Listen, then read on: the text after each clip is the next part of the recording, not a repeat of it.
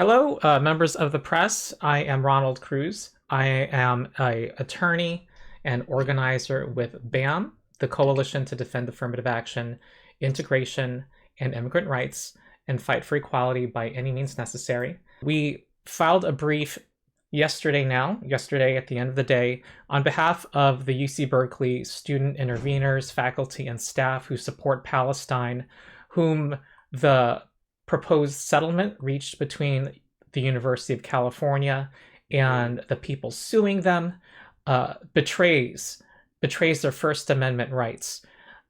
Shanta Driver, our lead attorney, will begin. I will then follow. I hope one of our student intervenors can also speak, and also Rabbi Weiss of Neturei Karta will also speak, who is an Orthodox Jew who opposes Zionism. So thank you for the media's interest. And Shanta, would you like to begin? Yes, thank you. I want to begin by saying that the decision that Judge Donato will make on our motion to resist agreeing to the settlement made by the Brandeis Foundation and by University of California, Berkeley, will be the most important decision of his judicial career. And the reason for that is that President Trump and Israeli President Netanyahu have announced and have already started bombing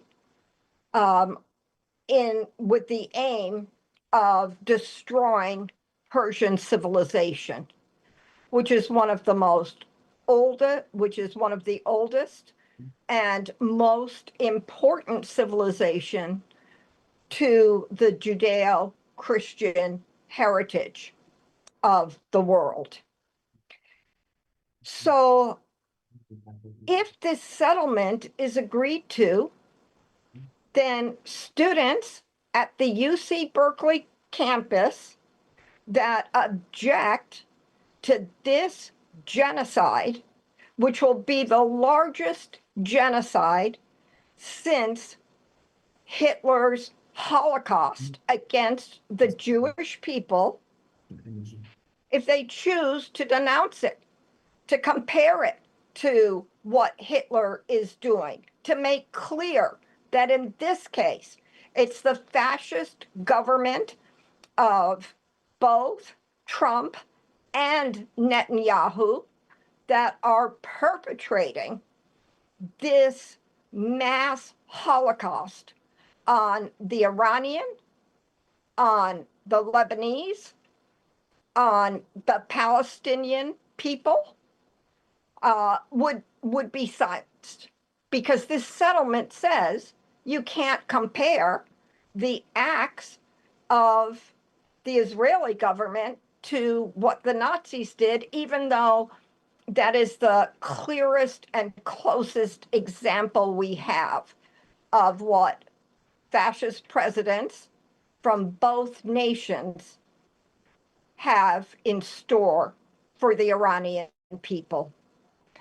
The second thing that this settlement, which we are opposed to and asking Judge Donato to reject so that the student intervenors can make our case against this whole proposition that in this settlement includes that saying that the acts of Israel are racist is also banned speech that will subject people who make those statements, who organize demonstrations around statements like that, will be suppressed and placed on some type of administrative investigation and potential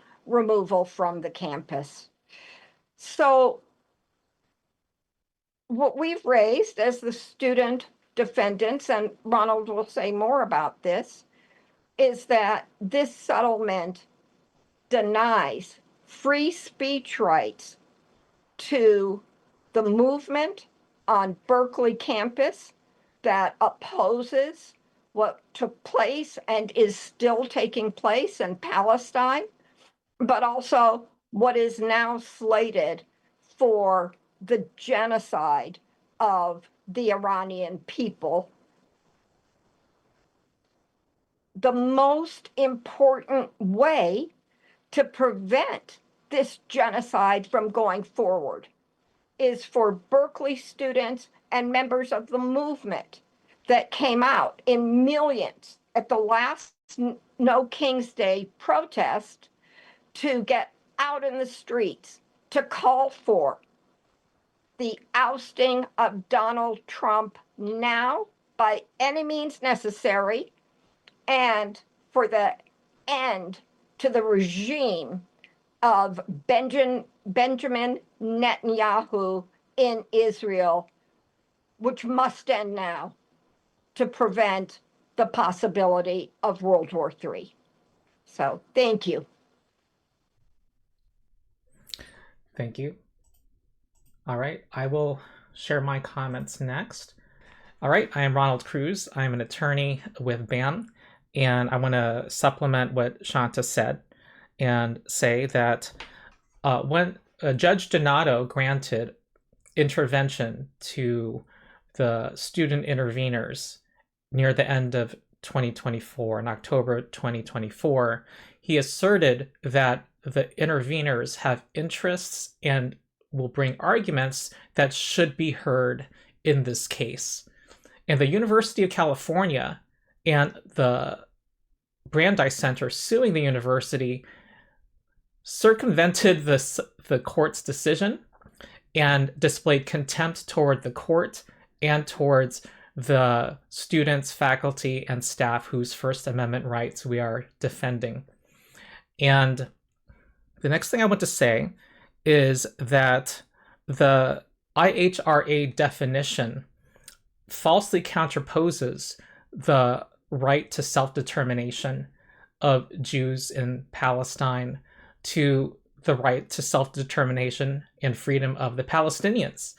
And the intervenors who are being ignored by this settlement and by the university present the only perspective in this case, which is vital to this case, that does not falsely counterpose the two. We are comprised of Muslims, Jews, people of other faiths, atheist people who support self-determination of the Palestinians, and that perspective needs to be represented now, because even the author of the IHRA definition, Kenneth Stern, said that it should not be used by universities as a hate speech code. And he said that if it's used in that manner, will not protect Jewish students from harassment.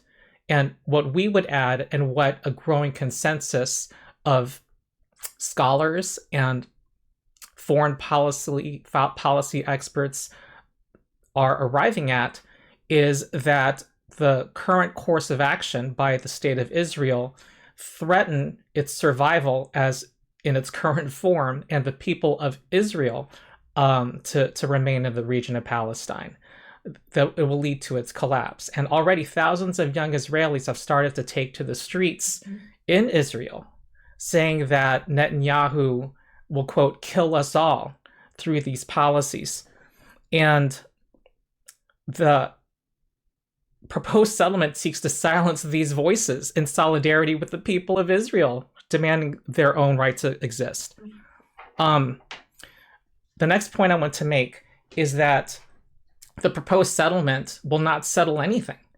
If anything, it will lead to further unsettlement, because we all know that the Trump administration is using this false definition, this expansive definition of anti-Semitism, to attack freedom of speech by arresting activists like Mahmoud Khalil, threatening their deportation, but also threatening universities and attempting to extort universities, including the University of California itself, to attack the academic freedom and free speech of their own students and faculty. Just last year, the Department of Justice demanded $1.2 billion from UCLA for supposedly fostering anti-Semitism, for not cracking down enough against what he falsely called anti-Semitism. And this is the question posed by the plaintiffs, whether speech criticizing Israel is anti-Semitic or not, is a vital question that needs to be resolved by the courts now. And the First Circuit Court of Appeals already shows what can be done and what this court needs to countenance, which it dismissed the lawsuit that was nearly identical to this one, brought against MIT, and declared that criticism of Israel is protected speech under the First Amendment, and specifically called out the kind of speech the IHRA definition calls anti-Semitic as being protected under the First Amendment. The students have the right to assert our arguments and to file a motion for summary judgment so that this court can settle this question. And this will be the first and only case in the country where there's an actual factual record that we were developing, but when at the time the university decided to secretly settle this case. And the last thing I want to say is that this proposed settlement is a viewpoint-based restriction on speech that is clearly going to be challenged and fought.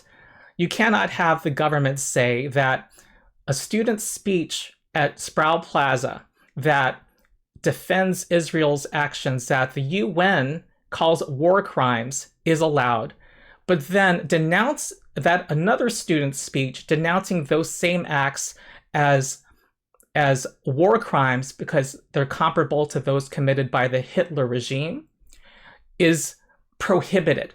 And that's what this does. And I just want to read a statement from Omer Bartov, who is one of the experts, the Israeli Jewish experts who have agreed to be experts in our case, whose scholarship would be prohibited, and free discussion of a scholarship calling Israel a colonial settler state would be prohibited under the proposed settlement. He wrote,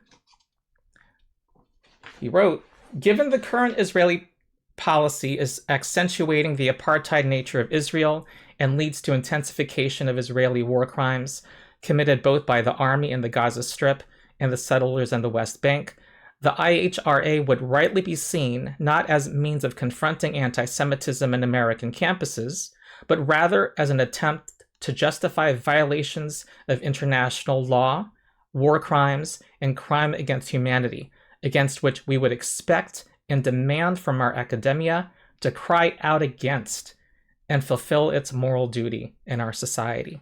So that's one of the many quotes and authorities we quote in our brief.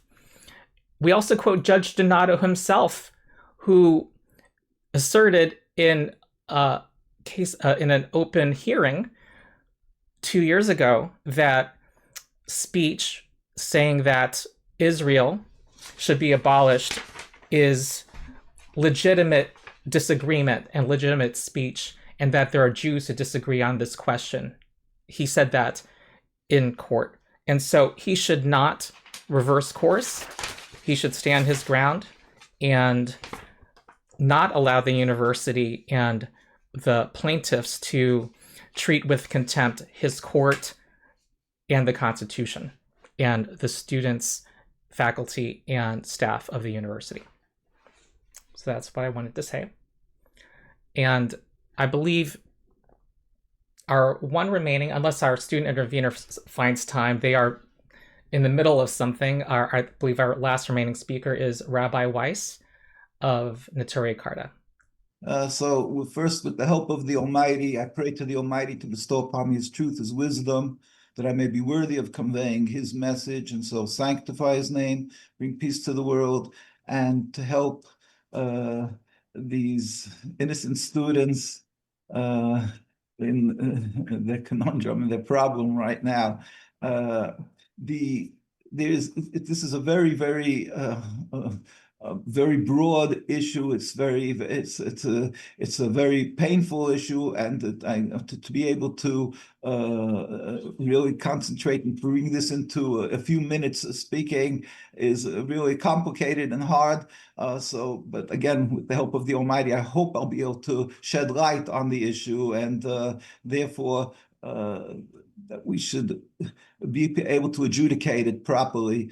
I'm, first of all, an American citizen. As an American citizen, we are required by the Torah to be loyal citizens, pray for the well-being of our country, and I speak respectfully to the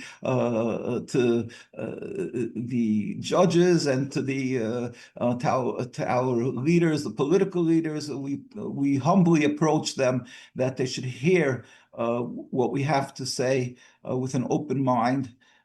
There's a lot of pressure being put on the leaders of our country, and we feel it's really unjustified, these pressures. We ask that they should step out of this box and be able to, with an open mind, with a mind of justice, hear what we have to say. I'm born of parents. My father escaped the Nazis. My grandparents were killed in Auschwitz. We almost my entire community are Auschwitz. People who were their families were murdered, whether in Auschwitz or other areas.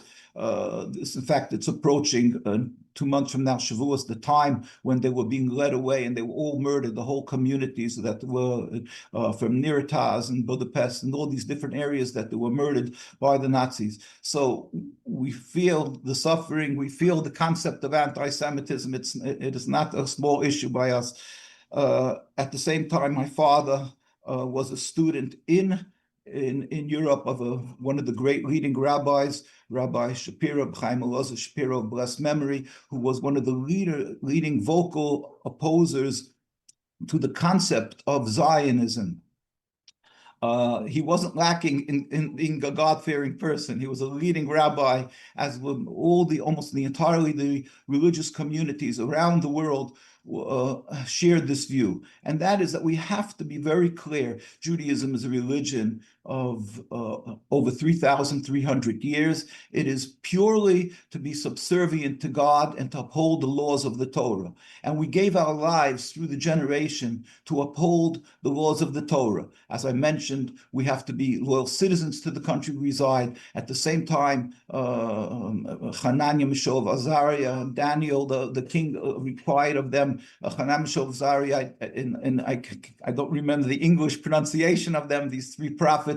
They were commanded to bow down to an idol, and they said to the king, when it comes to laws of taxation, we are loyal citizens, and so on. But if you can ask us to rebel against God, then you and the dog are the same. So in other words, basically they said that we are loyal citizens, we will uphold the laws and so forth, but we cannot rebel against the Almighty. We're ready to give our lives for this because the Almighty is the King of Kings. And so we are dealing with, in the United States, the confusion, trying to incorporate this new concept of Zionism, which is a relatively new movement of 140 years or so. It is the establishment of a nationalist entity, a transformation of Judaism that is subservient to God, upholding the laws of the Torah, which is not to kill and not to steal and to observe the kosher and all the laws of the Torah, the Sabbath.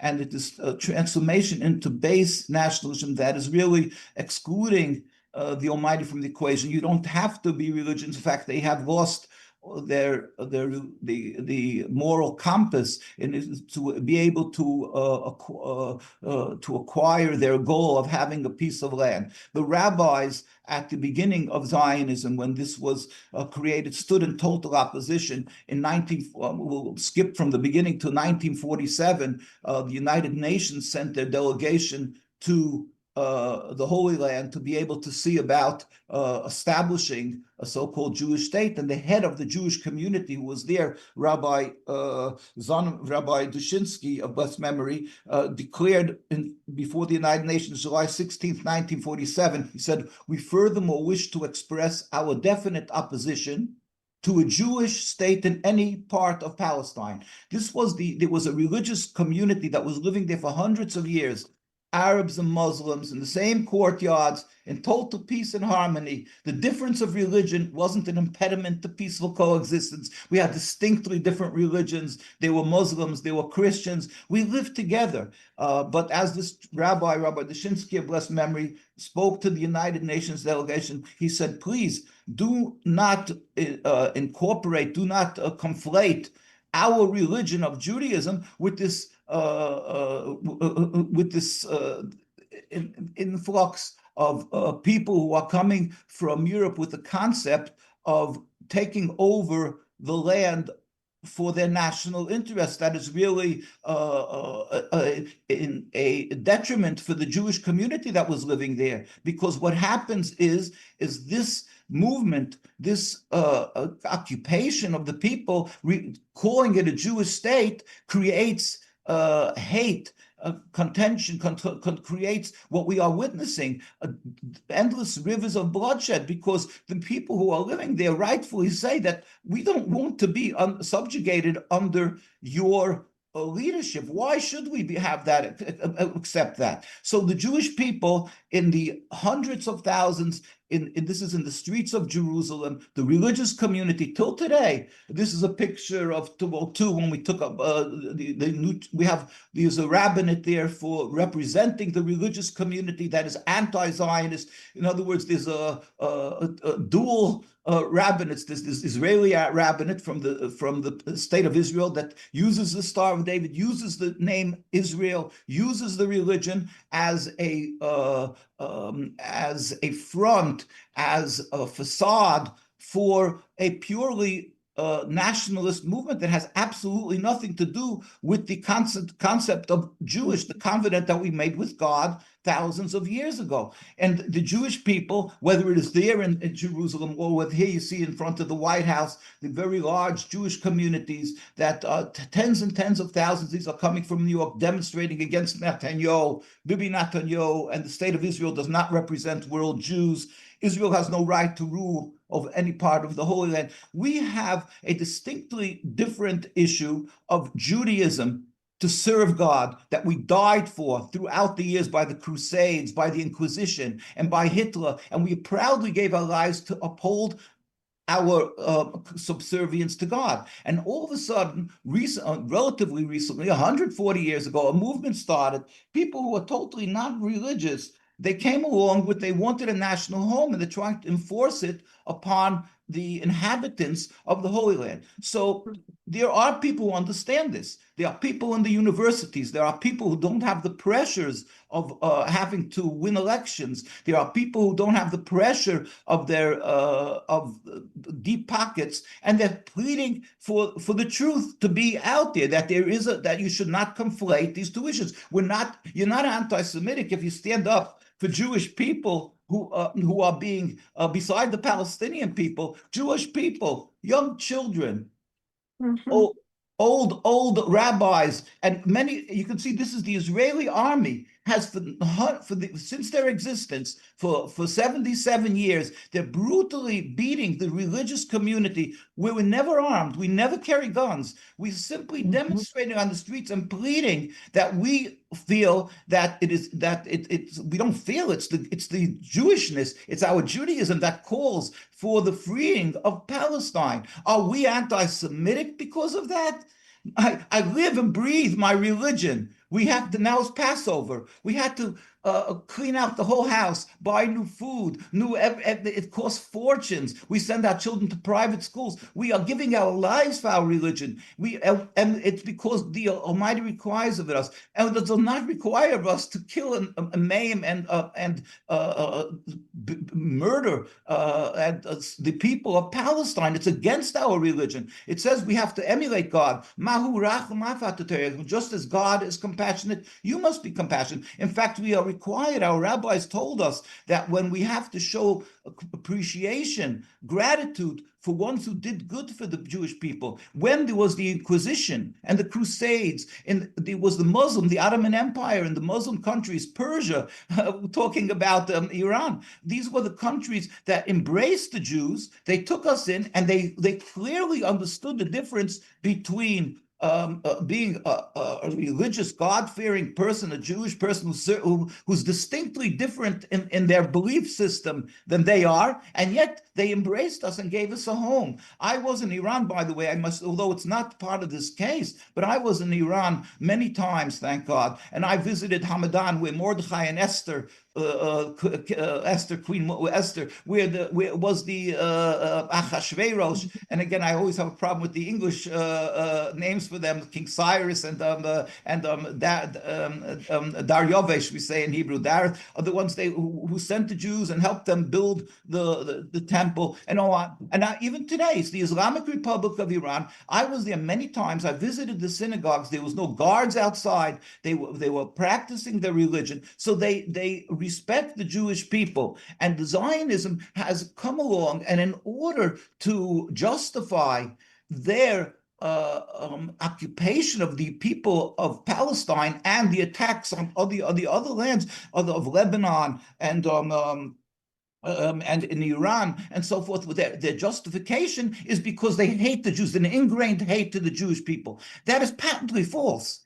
We have a distinctly different religion. I was in Yemen, and there was a civil war going on when I was there, around over 20 years ago. And when I go on the roads, and there were roadblocks, they would turn, and they saw me passing through in a car, Jews, and they looked on, they said, Yahud, a Jew, go through, because we weren't part of the civil war, even they were armed, and they could have done what they would. In other words, the difference of religion has absolutely nothing to do with this conflict, with this occupation. I want it to be clear. These students, when they're standing up, they're simply speaking the truth. And in order to silence them by accusing them of being anti-Semitic is an insult to common sense, to the truth, and it is wrongly accusing them of this. By purging through the IHRA definition, it's an insult and it's a crime against the Jewish communities, because we are therefore Jews who have suffered through the Holocaust. We are therefore being condemned and accused of anything that the Zionists do, their atrocities that they want to put through,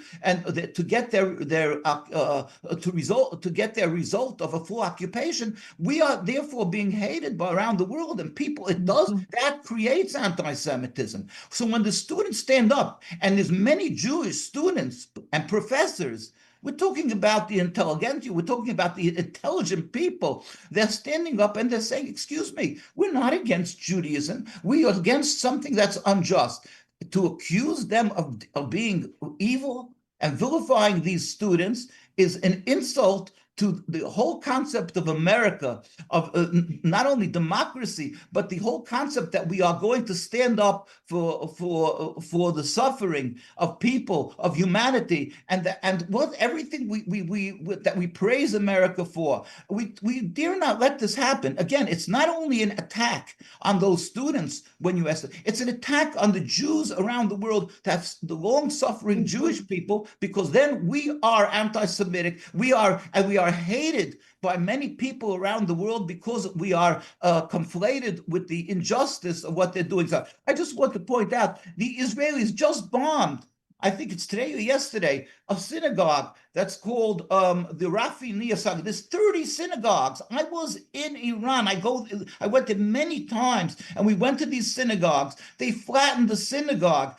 They're arresting boys and girls because they refuse to serve in the Israeli army. There's innocent people. So many people are being so unjustly beaten, and the world is silent. If this would happen, God forbid, it will never God help it, it shouldn't happen in the United States and Canada. The way they mistreat the Jewish communities for 77 years because of our religious beliefs, not because they could never accuse us of being terrorists. This and the world is silent because they're given a free pass, and because people are afraid to touch them because of the Holocaust. They're afraid to touch that they shouldn't be considered they're guilty of anti-Semitism. This is wrong. This must stop, because it's the as I say, it turns it on its head and it creates anti-Semitism. Everybody says, wow, there's a growth of anti-Semitism. There's bombs in synagogues, and then nobody wants to talk about the elephant in the room, that it's happening because of evil,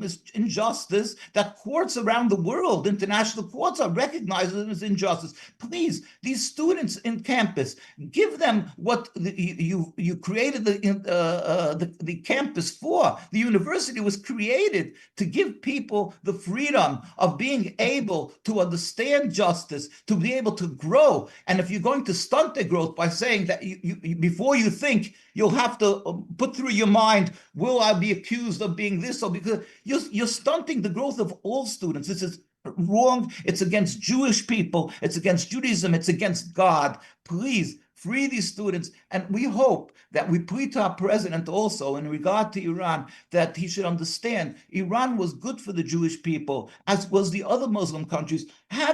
Do not be sucked into this quagmire, into this Zionism, what they want to have an unjust control over people, and therefore they use excuses, lame excuses, that they are against the West, the Iran, and that they're against Jewish people. Then certainly I could say from expert witness as a Jew, and I've been to many times, they're not against Jewish people. I didn't go with guards. I went to, and I traveled good few times. As I say, I went to Hamadan, I went to Isfahan. There's a beautiful Jewish religious community in Isfahan. We went around, we traveled around, we went to their synagogues. So please, we ask the world and we ask the press, let the world know we have to bring peace to the world. We have to distinguish from what is anti-Semitic and what is not anti-Semitic. We have to distinguish from justice and the right of people to speak up, and that they should be able to give the people the opportunity to adjudicate and do what's right, and that way we will have peace on the world. God help. Thank you, and free these students. Yeah. Thank you, Rabbi. Thank you. I will mention that we are holding a protest at UC-Berkeley this afternoon at 4 p.m. to stop Trump's dangerous, unhinged threats to destroy Iran and destroy its civilization, direct quotes, and to demand his immediate removal. We will be at Sproul Plaza today, and we will say words that UC-Berkeley wants to prohibit through this proposed settlement. We will not stop telling the truth, and we will continue to fight genocide, and we don't want to repeat of the Nazis and the atrocities that they committed to occur by our fascist president and the fascist regime of Netanyahu. It's sponsored by BAMN, the protest today, and we are the only group calling for the American people to turn out en masse in the streets to defend against genocide, World War III, and to remove deranged President Trump from office now. You can't allow a madman to be president of a country that is in the process of creating the opportunity for World War III. So thank you all.